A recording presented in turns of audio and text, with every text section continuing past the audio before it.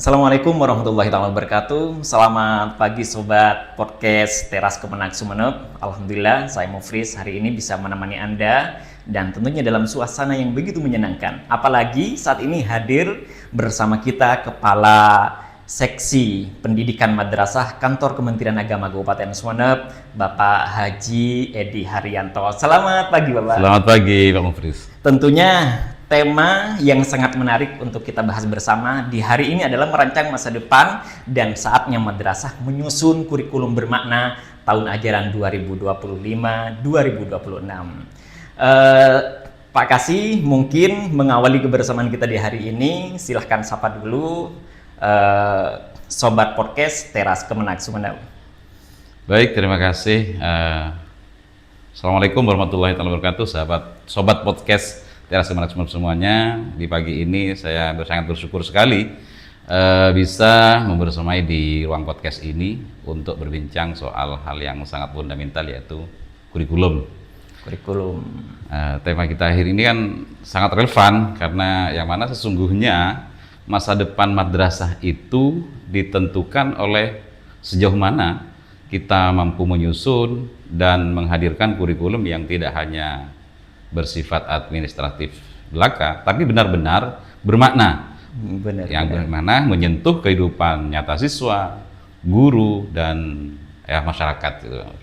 Ya, dan tentunya Pak Kasih bahwa dalam implementasinya penyusunan kurikulum madrasah ini tentunya akan mengalami tantangan-tantangan.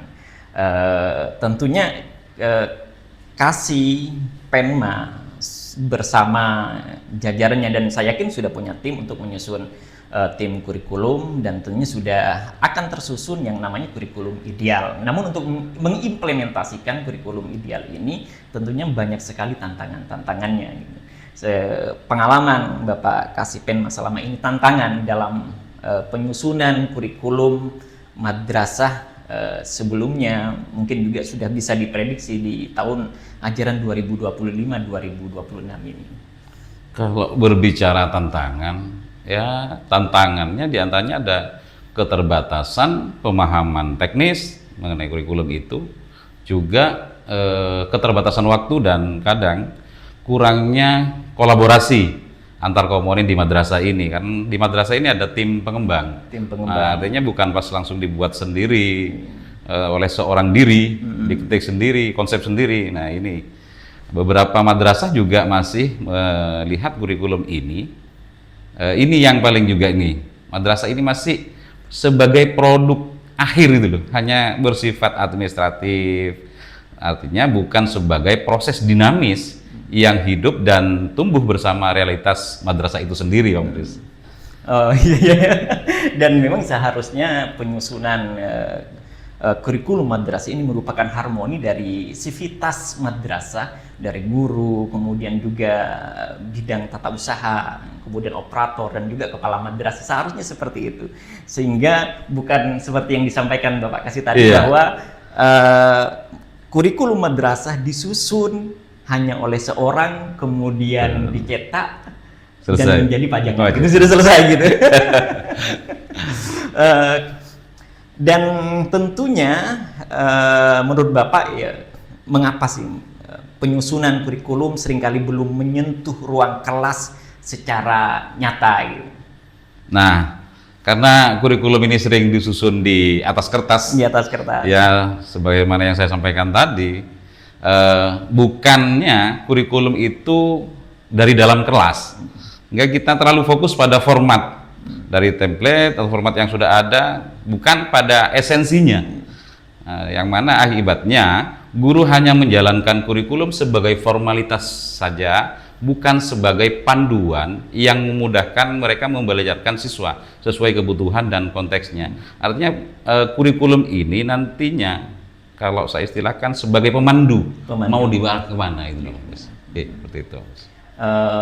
Tentunya di madrasah itu ada istilahnya written kurikulum, ada juga hidden kurikulum gitu ya. Kurikulum yang tertulis seringkali dijadikan hidden kurikulum.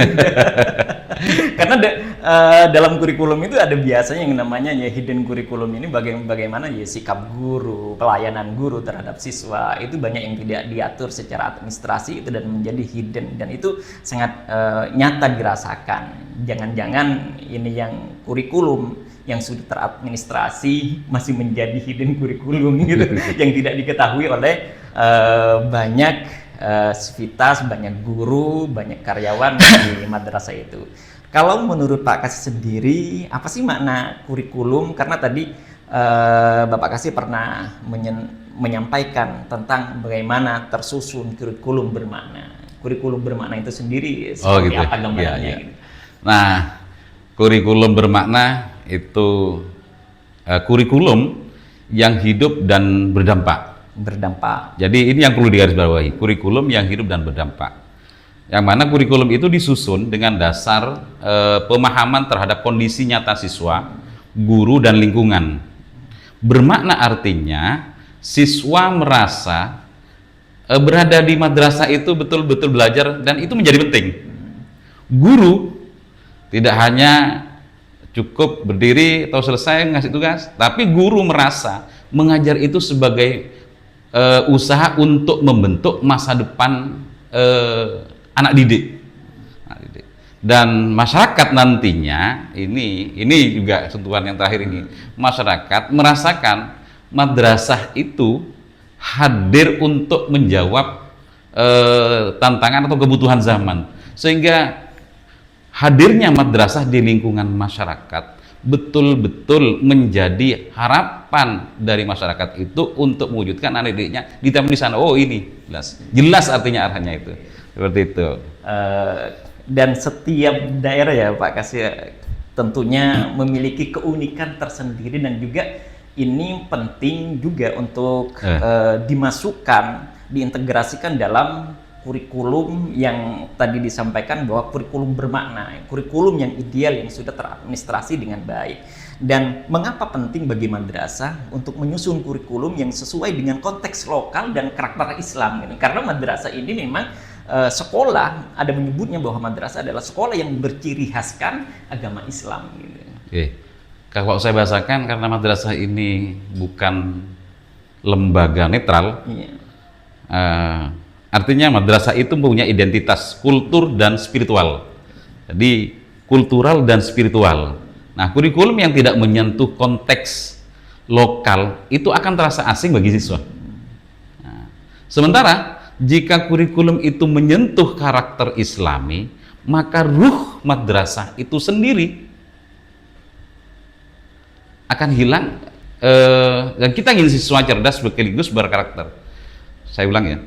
Jika kurikulum tidak menyentuh karakter Islami, maka ruh madrasah itu tidak tampak, akan hilang. Loh, ini madrasah kok malah tidak ada kurikulum yang menyentuh karakter Islaminya, kemana ini? Jangan-jangan madrasah ini bukan madrasah itu. Padahal madrasah kan bisa serapan itu.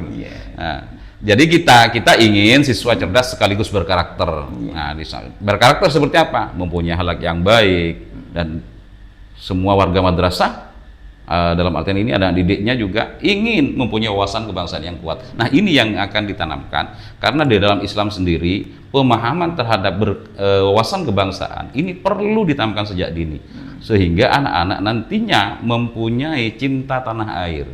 Kalau tidak dimulai sejak dini, ini khawatir kita nanti akan tercekoki dengan pemahaman-pemahaman yang lain. Maka cinta tanah airnya akan tumbuh dalam jiwa diri anak didik itu ketika di kurikulum itu ada ruh yang mencorakkan karakter Islam itu.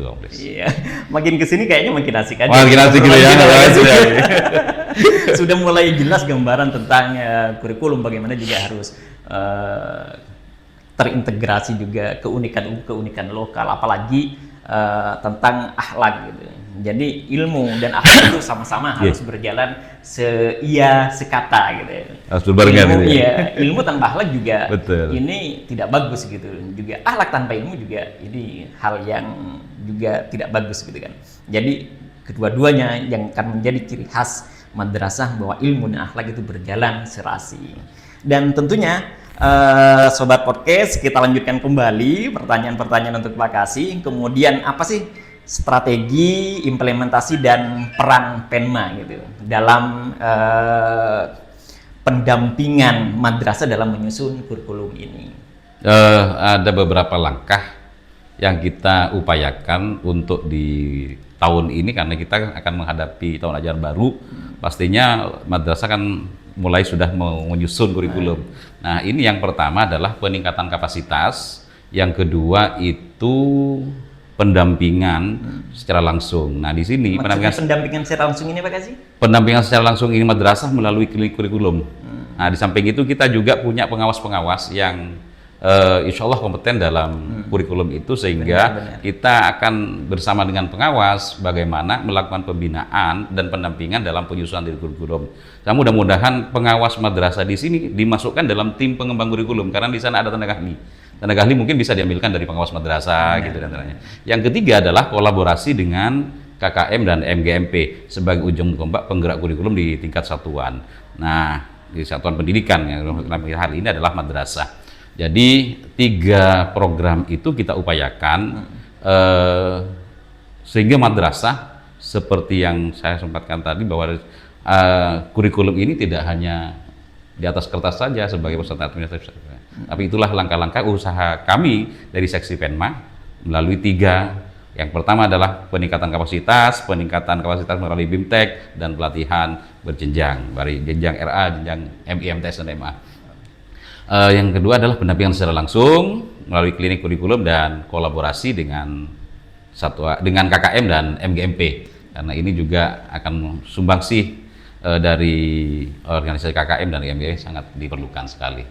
Oke, luar biasa, dan ini membuat kita makin optimis gitu bahwa penyusunan kurikulum untuk tahun 2025-2026 ini akan berjalan dengan mulus ketika berbagai macam kolaborasi akan dilakukan oleh seksi Penma. Dan tentunya ketika sudah kurikulum terbit gitu, bagaimana Penma memposisikan diri dalam proses ini?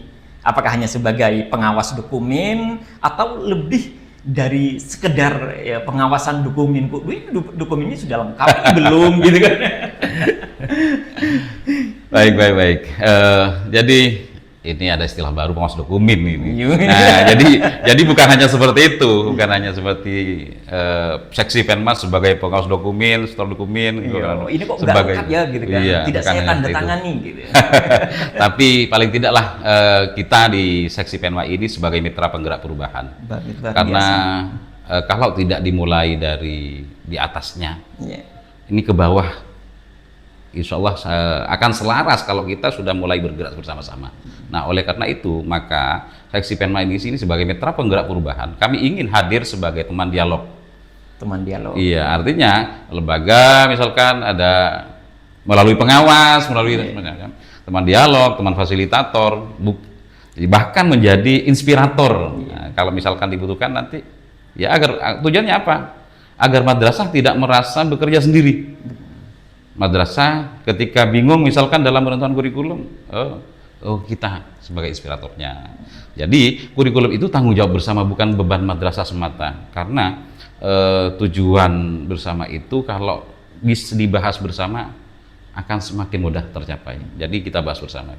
Oke, jadi jangan khawatir ya Sobat Podcast Teras Kemenak Sumeneb. Dalam penyusunan kurikulum ini tentunya tidak semerta-merta silahkan kerjakan, selesaikan deadline-nya ini. Tentunya masih ada pendampingan. Betul. Tadi sudah disampaikan bahwa Bapak Kasih Penma secara keseluruhan dan pengawas juga akan terus berkolaborasi untuk melakukan pembinaan, pendampingan, sehingga tidak ada yang namanya lagi kok susah ya bikin kurikulum gitu kan. Ya sudahlah, mendek sampai di sini nih, copy paste saja gitu kan. Oke, jadi sekali lagi jangan khawatir. Dan kemudian selanjutnya Pak Kasih tentang langkah strategis gitu. Penma tentunya akan melakukan berbagai langkah konkret seperti sosialisasi, kemudian juga BIMTEK, ada pembentukan klinik kurikulum, kemudian juga mungkin bisa dijelaskan lebih rinci bagaimana sih mekanisme kerja klinik kurikulum itu, gitu kan? Ini sebuah terobosan, ya. Karena klinik kurikulum ini baru saja saya mendengar tahun ini, gitu, bahwa di Kasih-Penma itu ada klinik kurikulum. Iya, dari tahun-tahun kemarin kan ini merupakan memang terobosan baru, karena memang tahun kemarin itu pelaksana kursis di seksi Penma itu sendiri hanya 2 orang. Ya. Jadi pada tahun ini kami mencoba membuat terobosan baru, yaitu membuat tim respon cepat. Respon cepat. Tim respon cepat ini dari mana saja? Itu dari ada pengawas madrasah, ada guru yang sudah berpengalaman, ada fasilitator daerah. Nah, maka madrasah yang mengalami kesulitan dalam menyusun dokumen atau mengimplementasikannya berdasarkan kurikulum, ini dapat mengajukan permintaan seperti apa, dan tim nanti akan turun. Permintaan apa? Ya permintaan ketika misalnya ada masalah, bukan permintaan apa-apa. Permintaan penjelasan. Permintaan penjelasan dari tim respon cepat. Nah, ini tim respon cepat. Tim akan turun memberikan pendampingan, pendampingannya secara langsung. Misalkan butuh melalui daring, enggak, nanti di daring. Artinya tim respon cepat itu akan menanggapi secara cepat apa kendala di madrasah. Nah, jadi pendampingan langsung klinik ini tidak hanya memberikan solusi teknis, tapi juga akan mengajak berpikir strategis terhadap bagaimana cara menyusun kurikulum itu sesuai dengan ideal di madrasah itu. Karena kalau pas madrasah semuanya sama kurikulum, ini nggak bagus juga. Bukan ini yang diharapkan, tapi kurikulum itu betul-betul berbasis madrasah nantinya. Berbasis madrasah. Sesuai. Jadi, madrasah sendiri karakter tersendiri. Punya karakter sendiri gitu. Karakteristik itu. Jadi yang terjadi di bawah yang sering itu bahwa ketika sudah kurikulum terbentuk selesai gitu kan, ketika ada ditanya kurikulumnya mana gitu, dicari di mana ya? Di mana ya? Ini menunjukkan bahwa kurikulum ini tidak berbasis. Jangan sampai seperti itu lagi itu gitu. Tadi disampaikan oleh Pak Kasih tentunya akan berkolaborasi dengan KKM dan juga MGMP, dan ini sangat bagus sekali karena ini yang dekat dengan kepala-kepala madrasah, dekat dengan madrasah gitu kan. Kemudian apa sih perannya KKM kemudian MGMP dalam mendukung penyusunan kurikulum yang kontekstual dan kolaboratif gitu? Oke, disinilah fungsi dari KKM dan MGMP, yang mana KKM dan MGMP ini merupakan jantung kolaborasi madrasah. Iya benar. Nah, di kurikulum yang kontekstual tidak bisa disusun sendirian. Nah, seperti yang saya sebutkan tadi, jangan susun sendirian, tapi harus kolaborasi. Iya, butuh ruang apa? Butuh ruang diskusi antar madrasah agar tidak berjalan sendiri-sendiri. Cuman ini walaupun ada kolaborasi bukan berarti semua kurikulum yang ada di sana semuanya sama. Iya. Tetap harus menunjukkan karakteristik madrasah itu sendiri. Jadi benar-benar aktif KKM nanti ini. Jadi harapannya tiap KKM, tiap kecamatan itu berbeda. Nah, betul. Sehingga ini perlu didorong KKM dan MGMP betul-betul aktif dalam membantu madrasah untuk penyusunan kurikulum. Jadi kalau sudah nanti kurikulumnya berbeda, tentunya implementasinya berbeda dan kemanfaatannya juga berbeda. Betul. Dan ini akan terus menunjukkan jati diri madrasah.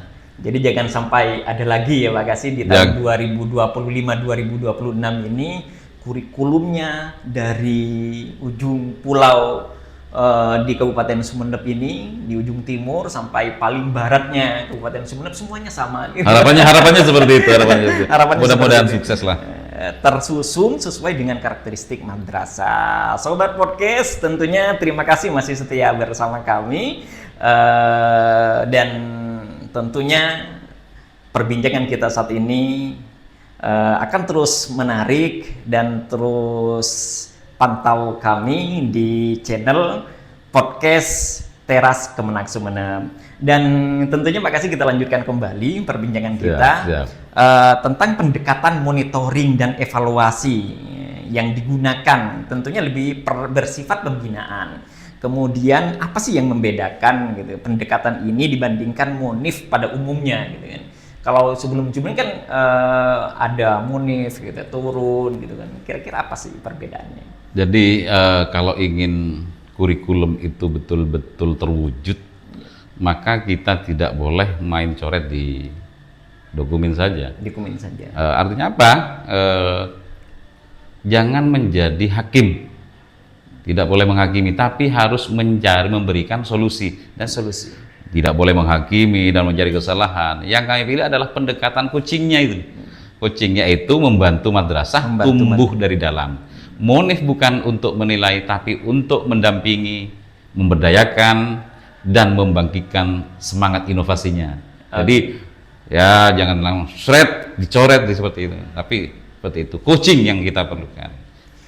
Oke, terima kasih luar biasa perbincangan kita hari ini, dan tentunya saatnya kita menyudahi obrolan kita hari ini di podcast Teras Kemenak Sumeneb. Sebagai penutup, apa pesan dan ajakan Bapak kasih kepada seluruh kepala madrasah, guru dan pengawas dalam menyambut tahun ajaran baru 2025-2026? Oke, di tahun memasuki tapel 2025-2026 ini, marilah kita jadikan sebagai titik balik kebangkitan kurikulum madrasah. Jangan takut berinovasi, jangan bekerja sendiri. Mari kita susun kurikulum yang dekat dengan realitas siswa, selaras dengan visi misi madrasah, dan berpijak pada nilai-nilai Islam rahmatan lil alamin. Oke, kemudian harapan iya. Nah, saya berharap harapan besar terhadap kurikulum madrasah ke depan gitu. Begini, saya berharap kurikulum madrasah bukan hanya memintarkan, tapi juga membentuk akhlak, berkarakter, dan kepedulian sosial muncul. Kepedulian sosial muncul. Nah, kurikulum yang memberi ruang bagi siswa untuk tumbuh, guru untuk berkembang, dan madrasah untuk menjadi mercusuar peradaban moral. Di sana itu harapan kami. Oke, terima kasih, makasih. Sekali lagi kami sampaikan terima kasih di tengah-tengah kesibukannya yang sangat padat dari berbagai macam kegiatan di seksi Penma, masih meluangkan waktu untuk bersama dengan kita di podcast Teras Kemenak Sumeneb. Sekali lagi kami sampaikan terima kasih. Tuntas sudah, sampai ketemu di program berikutnya. Wassalamualaikum warahmatullahi taala wabarakatuh. Waalaikumsalam warahmatullahi wabarakatuh.